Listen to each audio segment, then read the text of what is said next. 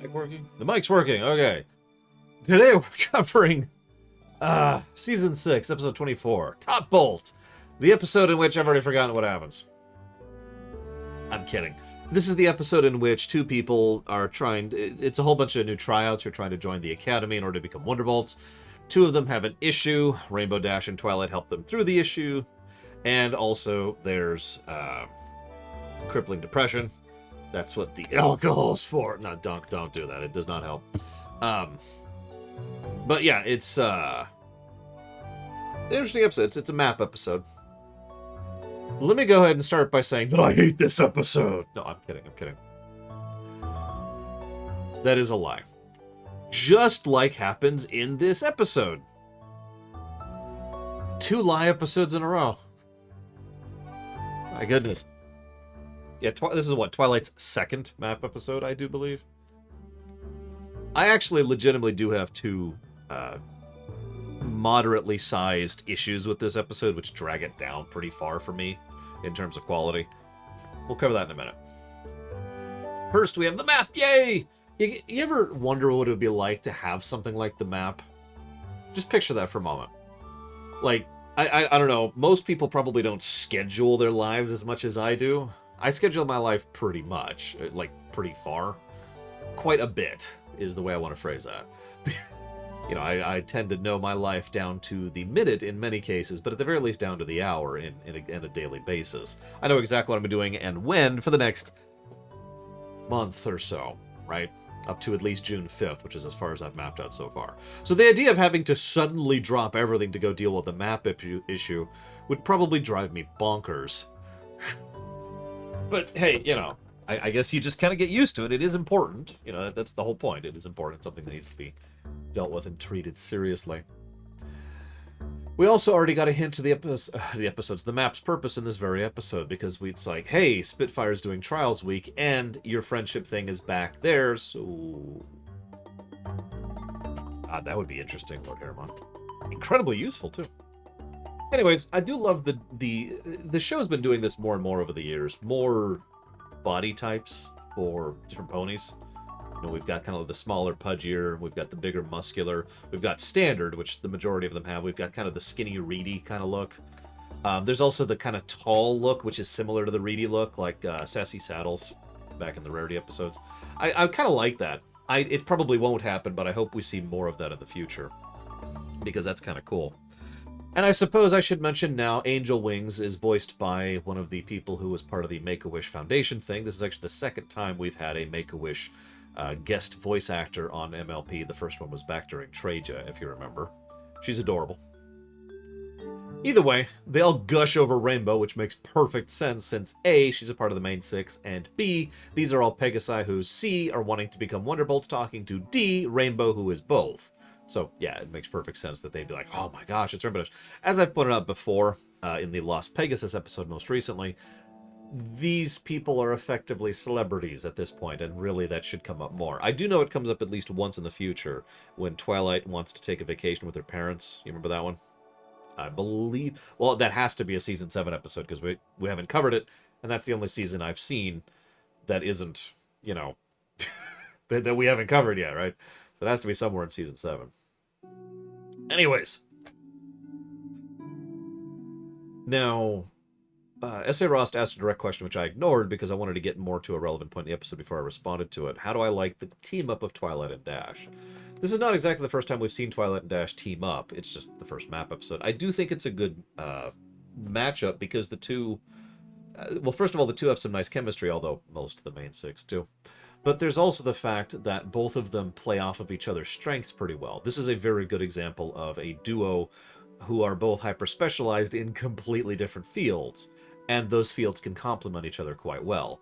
Probably the single best moment in the entire episode to point that out is how it is Rainbow who figures out the fact that, Vapor is helping Sky. I'm trying to keep my name straight here.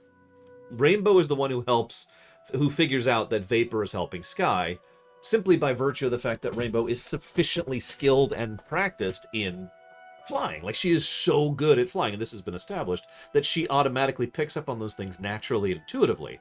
Whereas the far more book-learning person, Twilight, is someone who can recognize the signs once it's pointed out and explain what exactly is happening, which she does immediately to Rainbow, but she didn't pick up on it initially. Perfect example of what I'm talking about with that team-up thing. Hi, Luke Martin. I do actually remember you, although it has been a while. I do hope you're doing well. I know 2020 has been 2020, but, you know. No, this is absolutely continuity. This is what I'm talking about when I talk about the continuity counter. That is a good callback right there. So we're going to jot that down. I'm not going to update the HUD just yet because we probably have some more to add to that. So, speaking of adding to continuity, Rainbow more than once in this very episode points out how much you don't want to affect a flyer's confidence, how much you don't want to hurt someone's confidence. And of course, Rainbow, this 1 HP, would be the woman who would try to point out the fact that you don't want to hurt a flyer's confidence. Frankly, that by itself is continuity counter territory for me, because that is so tremendously in character for her. And, really ties in with the nature of who and how she is and all that fun stuff. This also, of course, ties into Twilight. So Twilight, and frankly, I think this also counts as a continuity counter. I told you we'd have a couple this one. Twilight being excited about teaching, sure. Twilight wanting to, be a part of that and taking notes, sure. No, the continuity counter there is the fact that she specifically studied flying and kept her notes on flying when she got her wings. Now, this makes perfect sense. Someone like Rainbow, I mean, Rainbow's a good flyer, but most Pegasi are born that way. Like, they have had years of very long, slow, careful, gradual progress in order to get accustomed to flying and how to fly. Twilight, this is actually pretty easy to imagine in a real-life perspective. Imagine for a moment that one day, like imagine you don't have legs. Imagine you are grown up, you're in your 20s or 30s or whatever, and then someday someone comes up with the technology, and funnily enough, we actually are working on this in real life. Someone comes up with the technology to give you artificial legs, and now you have legs for the first time in your life. As I've mentioned before, I wish we'd actually spent more time on Twilight getting used to flying, because there's a lot of potential interesting character stuff, as well as just, I don't know, drama, for lack of a better way to put it, on someone who's never had legs before, suddenly being given legs. So, of course, Twilight has already studied this. She had to. She had to do the research. She had to hit the books. She had to augment her total lack of knowledge on how to flex and utilize muscles she never had before, right? So, sense make. And continuity plus. I think that's the only continuity counters I'm going to give. I'm not going to add one for the crash comment. So we'll go ahead and update that there. Boop. This then naturally leads to some wonderful camera angles. I cannot gush enough about how much they use the camera in this show in general. I've started noticing it even more lately as I've started using the camera more myself, most notably and most recently with the Lorecraft series. They really know how to use the camera well in a lot of shots, and it's absolutely awesome. But anyways, so then Skystinger opens his mouth. First ding against the episode. I mentioned there were two.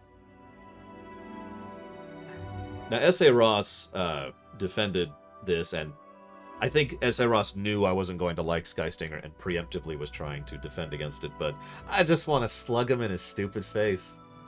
He's not as bad as some other characters we've seen in this very show, but in, I'd say, about 95% of his scenes, give or take, I just want to slug him. I do not enjoy his character. I do not enjoy that type of character. I never have. In order to talk about this a little bit, a cocky, let's just stop there. A cocky person, that type of character presentation, can work if there's other aspects of it that really help to flesh out or defend it or readdress it or something. Han Solo is someone who's cocky, except that a lot is done to make him a far more likable character, in addition to being cocky, right? Yeah, Luke Skywalker is actually another example of this in a different direction, right?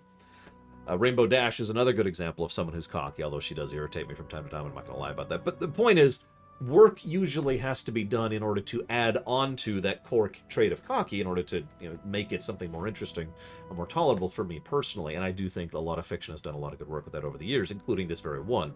I think the problem here is that Sky has only one episode to himself. And so what tends to happen fairly commonly in all television, not just, this kind of short form stuff, is, well, we've only got one episode to establish this character, so here's their character trait, singular, gunk, and then that's it. And I think that's my biggest problem, really, with Skystinger, is that there are hints, and like I said, only 95%. The other 5% of the time, we see hints of an actual character there. It's just they really don't spend the time necessary to flesh him out, so instead, he's just cocky. That being said, I do have to comment on the fact that he is voiced by, where I wrote it down, Emmett Hall. And you're probably thinking, huh? Emmett Hall is actually a storyboard artist, which is a very important role when it comes to a show like this. And he has been a storyboard artist for years on MLP. This was just his chance to do some voice acting. Just wanted to comment on that really quick. Anyways. Side note, I'm completely with Twilight on this one. In learning the book knowledge about why stuff happens. If I can explain that in brief. Knowing why a thing works helps you with two aspects of it. First of all, you can do a better job of it because you know why things work the way they do. So you know how to adjust your method in order to do a better job. But two, you know what to do when things go badly. To use a very simple and personal example of that, knowing how a computer functions, knowing how programs function, all that stuff helps tremendously with troubleshooting because I can try to figure out why things are working the way they are and why they aren't working the way they aren't. So I'm with Twilight. If I could fly, I'd probably study flying to be able to understand it better. No, we haven't. You're right, I say, Ross. Which is funny, because next week won't have Twilight focus either. Although I'm actually, just a second, I'm really looking forward to next week. Anyways. So then we have, this is when Rainbow notices, I already pointed this out, Rainbow's the one who picks up on the problem. And thus we have our core issue. It's like we have an Aesop. You have to be honest with your friend. Wait. We have an Aesop about lying. It sounds familiar for some reason. In all honesty, I think the Aesop of don't lie works way better in this episode than the previous one. Not only is it a more nuanced presentation of don't lie, but it's also a far more applicable, practical application thereof. What I mean by that is this episode directly addresses what I talked about last time. AKA, if you lie and I don't know something's wrong, I can't fix it. They actually say that flat out. He's not improving because he doesn't think there's anything to improve. So he's not trying, and so he's not getting better. In fact, he doesn't even acknowledge that there's an issue at first because he thinks it's just her. Now, this then leads to Twilight and Rainbow disagreeing on what to do. Rainbow, naturally, doesn't want to hurt his confidence. We already talked about that. I'm with Twilight here again for the reasons I've already talked about. And as the episode actually points out, they probably should have gone with Twilight's thing to begin with. But there's an asterisk to that. We'll get to that in a minute. Meanwhile, I still don't like Sky. Apparently he's from Strasbourg. I looked it up. It's never mentioned anywhere else. But I should probably talk about Vapor Trail, who is just adorable, first of all. Oh, sugar cubes. She's an archetype I see fairly common in fiction, but she's a pretty good execution of that archetype. She is someone who's good, who doesn't have the confidence to be good. She is a good flyer, and she actually is, pretty accomplished. She should be. She has been flying for 1.5 people for a decent chunk of her life. She's actually a very strong flyer, although it's shown she doesn't have endurance. Nevertheless, the fact that she can fly for her and him at the same time, she has been getting practice, is what I'm trying to say. She has been practicing to be a very strong flyer just by virtue of the way she's been shoring up his problems for years. This is the kind of person you'd want to have, doing a, I can't remember what it's called. The opposite of an endurance thing, where you're just rushing. Yeah, she's also flying for him, Darth Medoro. She's not flying completely for him. He's obviously still doing some of the flying. But she is covering about half of his flying. Yeah, sprint, thank you. She's a sprinter. And it's very clear based on how she flies and how she's presented that she's damn good at that. And again, very adorable. But it's okay because they're just friends. I'm not making that up. That's actually an official tweet. There's an official tweet about that. What's their relationship? They're friends. Sure they are. Anyways, this then leads to a nice little tidbit. So Skystinger is trying to get attention because he lives in a family with tons and tons of people.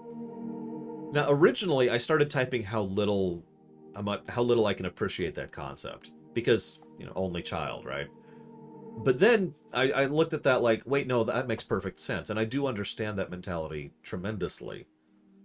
I probably shouldn't mention this, but let's just say that a lot of my biological family has a very strong tendency to completely ignore me, even when I am A, paying attention, and B, can actually join the conversation, and C, mention something that's relevant to what's going on at hand. It actually irritates the ever-living piss out of me, and indeed makes me feel rather isolated whenever I am with my biological family. I don't have this issue with my family, which is why they're my family. That being stated, though, the other side of things is also interesting. Vapor Trail's parents. By the way, did you get the joke? I actually had to pause the episode because it made me laugh so hard. Now, it's only the mother, but her parents are helicopter parents. Her mother's cutie mark is a helicopter rotor.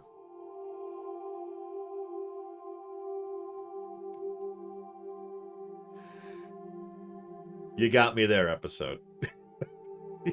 You got me. All day is never enough. I'll be honest, I try not to be like that, because I kind of lean that way. I do. And I firmly believe in not being like that, which makes it even weirder that I tend to lean towards that naturally. I guess that's just, you know, me fighting my own nature kind of a thing, but whatever. Which child had it worse? That's a good question. Now, I've never had helicopter parents. I've never had that scenario, so I can't relate to that personally. But I hate being in Skystinger's position.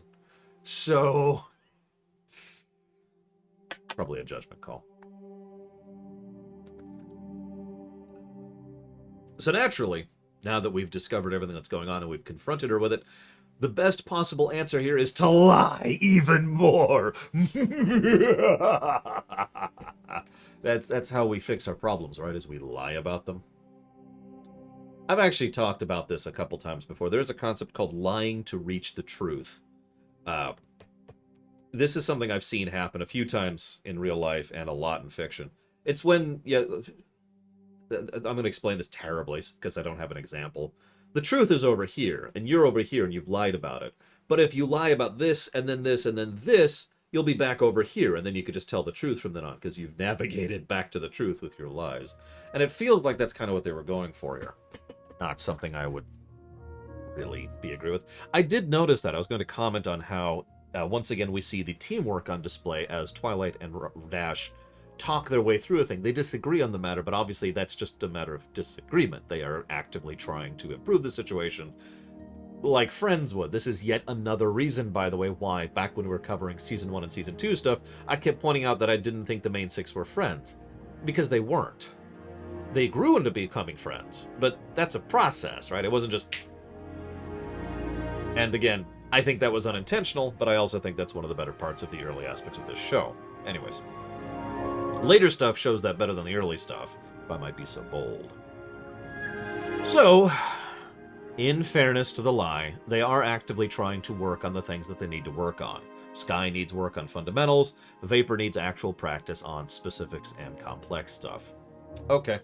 It does work halfway. After all, you know, Vapor is actually trying, but as we've already pointed out, Sky doesn't think he needs to try, and therefore he doesn't try. He just kind of is there. It's also, in my notes, I say this is officially the moment where I just want to slug him. So, this is when they have their big row. Now, I will mention that this isn't necessarily a bad thing. Hear me out. I mentioned an asterisk earlier. You can inform someone earlier of something and then have that be a blow to your friendship, to your relationship, to your camaraderie, whatever kind of connection you have to a person, right? Or you can wait and then have it blow up into a big thing. Now, normally speaking, you probably want to go with the former, but there are certain specific circumstances where the latter is actually a better choice. Why? Because it's a shock to the system. Sometimes, in order to get out of a certain mentality, you really do need that shock, right? You need something to just jolt you out of it. And given the years of problems going on here, it's actually arguable that Sky needed this kind of a shock to the system.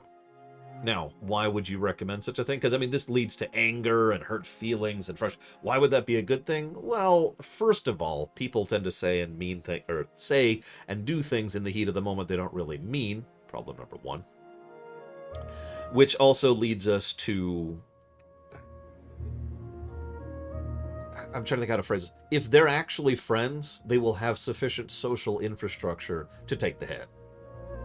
If they're actual friends, and this issue happens, and the Band-Aid's ripped off, as Sean just said, then they will remain friends afterwards. There will be a period of hurt, there will be a period of anger, but that shock goes through, shutters the system, and then because they're friends, they will remain friends afterwards. Now, we don't see enough of that really here, because the two of them continue to fight until they are literally forced to get back together by external forces. But it is something that is worthy of note, and could and arguably did work in this specific case, even though I don't think they intended it that way. However, I'm sure the map did. That is almost assuredly why Rainbow was the one assigned to this instead of anyone else. Because Twilight would have just told the truth from the beginning.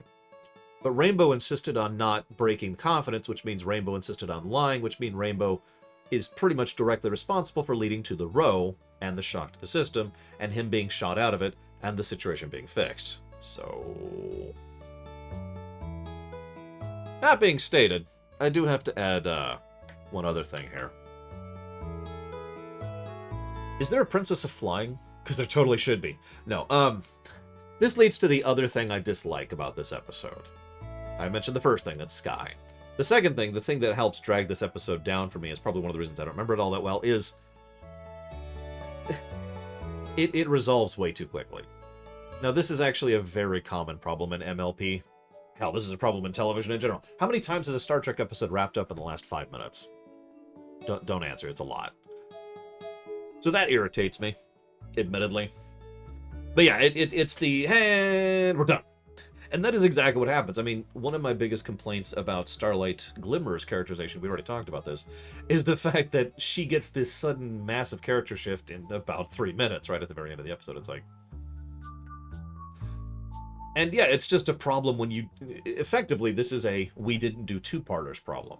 If I might be so bold, and I'm sure they'll never do this, but if I was the mainliner, if I was the chief director of My Little Pony, I would probably push for more multiple episode arcs as a regular thing, kind of like Doctor Who used to do, if you remember that.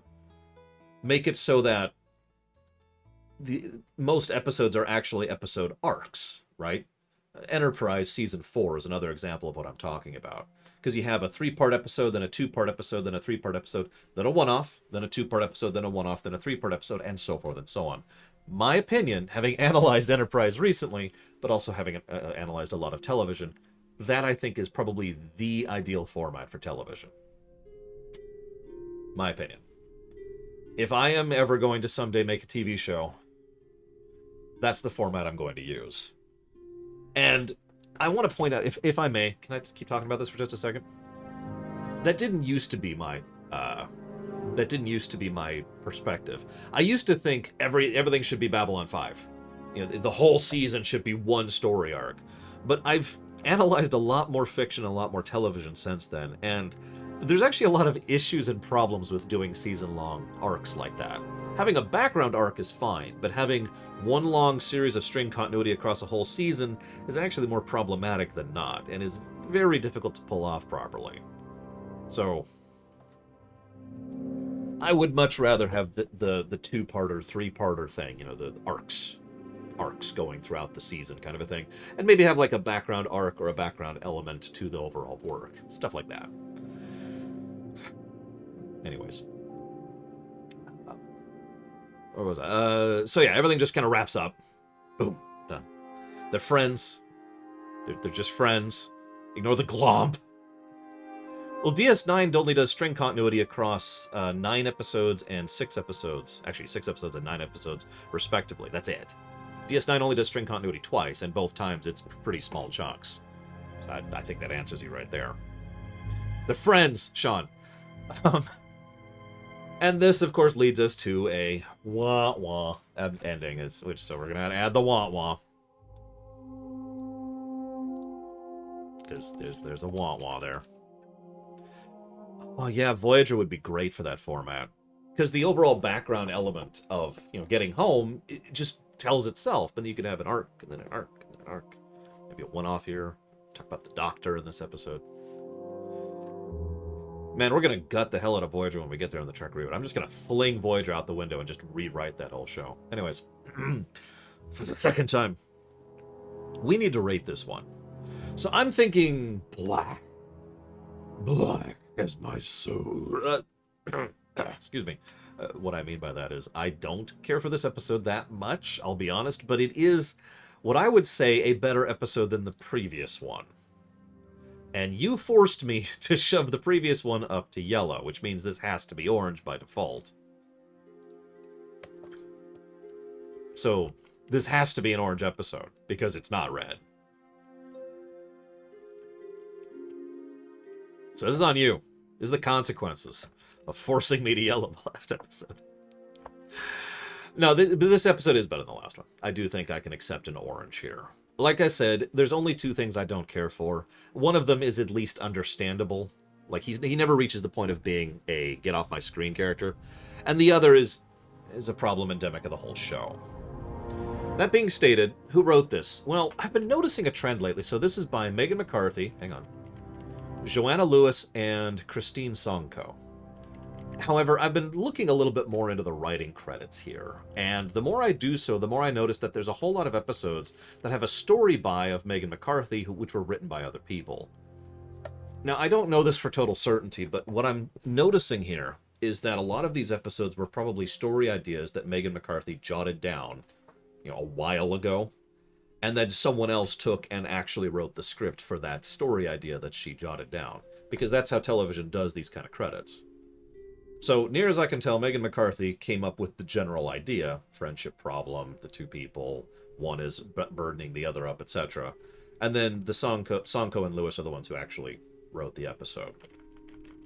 And yeah, I was going to say, I'm pretty sure Mr. Larson's going to have at least one of those coming up, and we've already had one, actually, at this point.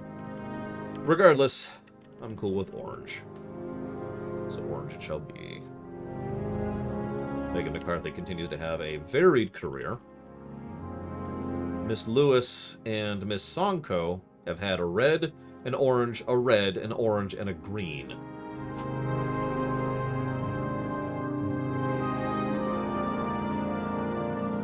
Interesting. Next week. So, S.A. Ross and I have actually already talked about finales and preferences. For me, the worst finale so far is the Season 1 finale. Worth noting, I actually like the Season 1 finale. It's just my least favorite.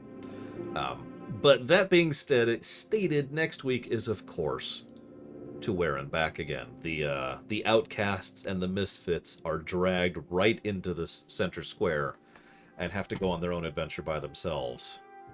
And I'm looking forward to that. I like that episode a lot. It's the only episode... I say episode, it's 2-parter. It's the only episode, I've talked about this before, from this point onwards that I've seen more than once. I've watched that episode multiple times because it's awesome. But that will be next week. I have to go and edit together the Drakari episode as well as figure out how I'm going to capture footage about a certain scene, which I'm pretty sure I'm just going to cheat on the matter, but either way. Lore score and chat score. Well, it's too late for that at this point if you'll start. Anyways, as a reminder, we should be streaming Thursday. Hang on, let me chop off the local recording.